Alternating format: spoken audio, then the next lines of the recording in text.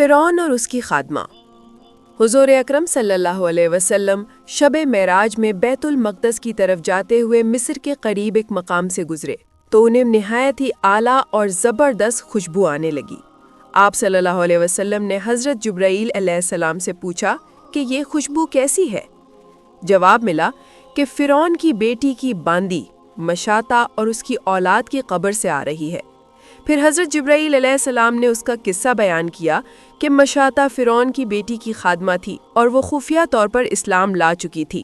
ایک دن فرعون کی لڑکی کو کنگھی کرتے ہوئے اس کے ہاتھ سے اتفاقاً کنگھی گر پڑی۔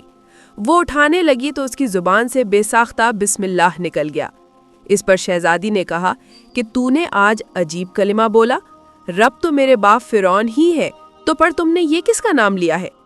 اس نے جواب دیا کہ فرعون رب نہیں بلکہ رب وہ اللہ ہے جو مجھے اور تجھے اور خود فرعون کو روزی دیتا ہے۔ شہزادی نے کہا، اچھا تو میرے باپ کے سوا کسی اور کو اپنا رب مانتی ہے؟ اس نے جواب دیا کہ ہاں، میرا، تیرا اور تیرے باپ سب کا رب اللہ تعالیٰ ہی ہے۔ شہزادی نے اپنے باپ سے کہلوایا۔ وہ سخت غضبناک ہوا اور اسی وقت اسے برسر دربار بلوا بھیجا اور کہا، کیا تم میرے سوا کسی اور کو اپنا رب مانتی ہے؟ اس نے کہا کہ میرا اور تیرا رب اللہ تعالیٰ ہی ہے جو بلندیوں اور بزرگی والا ہے۔ فرعون نے اسی وقت حکم دیا کہ تانبے کی جو گائے بنی ہوئی ہے اس کو خوب تپایا جائے اور جب بالکل آگ جیسی ہو جائے تو اس کے بچوں کو ایک ایک کر کے اس میں ڈال دیا جائے، آخر میں خود اسے بھی اسی میں ڈال دیا جائے۔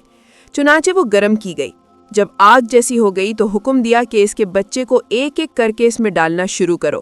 اس نے کہا کہ بادشاہ، ایک درخواست میری منظور کر، وہ یہ کہ میری اور میرے ان بچوں کی ہڈیاں ایک ہی جگہ ڈال دینا۔ اس نے کہا کہ اچھا، تیرے کچھ حقوق ہمارے ذمے ہیں، اس لیے یہ منظور ہے۔ اس کی دونوں بچیاں اس کی آنکھوں کے سامنے اس میں ڈال دی گئی اور وہ فوراً جل کر راکھ ہو گئے۔ پھر سب سے چھوٹے کی باری آئی جو ماں کی چھاتی سے لگا ہوا دودھ پی رہا تھا۔ فرعون کے سپاہیوں نے اسے گھسیٹا تو اس نیک بندی کی آنکھوں تلے اندھیرا چھا گیا۔